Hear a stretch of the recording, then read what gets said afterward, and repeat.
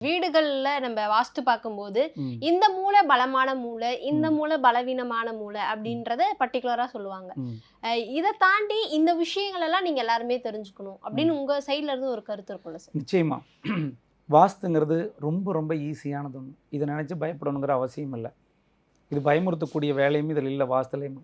அப்போ வாஸ்துங்கிறதுனா என்னன்னா, நம்ம உடம்பு தான் வாஸ்து. தலைப்பகுதி அப்படிங்கிறது ஈசானியம். தலைப்பகுதி அப்படின்னா, கண்கள் இருக்குது, மூக்கு இருக்குது, நமக்கான வாய், காது இருக்கு.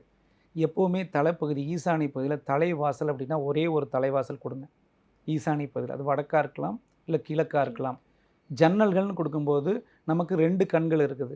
அப்போ வடக்கு ஒரு ஜன்னல், கிழக்கு ஒரு ஜன்னல் குடுங்க. அந்த ஜன்னல்களுமே 2 கதவுகள் இருக்கிற மாரி ஜன்னல்கள் குடுங்க. ஏன்னா, ஓ! கண்கள் 2 இல்லையா? அப்ப அதுக்கு 2 கதவுகள் இருக்கிற மாரி குடுங்க. காதுகள் 2. அதே மாரி அதுக்கும் அதனால தான் ஜன்னல்கள் 2 குடுங்குறேன். ம். ம். கண்ணல்கள் ஜன்னல்கள் வந்து 2 கதவுகள் இருக்கிற மாரி குடுக்கணும்.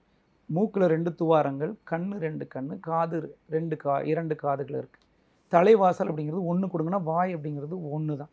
ம். அதனால அது ஒற்றை படையில குடுங்க. ஜன்னல்கள் இரட்டை படையில குடுங்க. இது ரொம்ப ரொம்ப முக்கியமா வீட்ல பார்க்கக்கூடியது.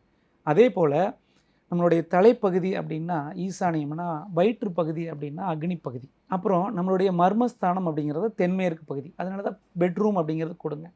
மர்மஸ்தானம் அப்படிங்கிறது எப்பவுமே மறைவா தான் இருக்கணும்.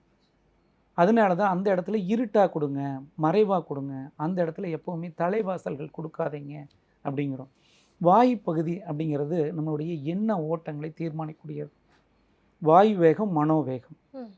அப்போ இந்த வாயு மூலை தான் நம்மளுடைய எண்ணங்கள், சிந்தனைகள் எல்லாத்தையுமே தீர்மானிக்கிறது. நல்லது, கெட்டது எல்லாத்தையும் தீர்மானிக்கிறது. வருமானத்த தீர்மானிக்கிறது. ஏன்னா நம்ம என்ன தொழில் செய்யலாம்? எப்படி தொழில்ல முன்னேற்றம் அடையலாம்? எப்படிப்பட்ட மணமகன் வேணும்? எப்படிப்பட்ட மணமகள் வேணும்? இப்படி உங்களுக்கு என்ன ஓட்டங்கள் அனைத்தையுமே ஒருங்கு இணைந்தது தீர்மானிக்கக்கூடியது வாயு மூலை. ம். அப்போ அந்த வாயு மூலைய சரியா வச்சுக்கிட்டீங்கன்னா, உங்களுக்கு எல்லாமே சரியாக இருக்கும் அப்படிங்கிறோம்.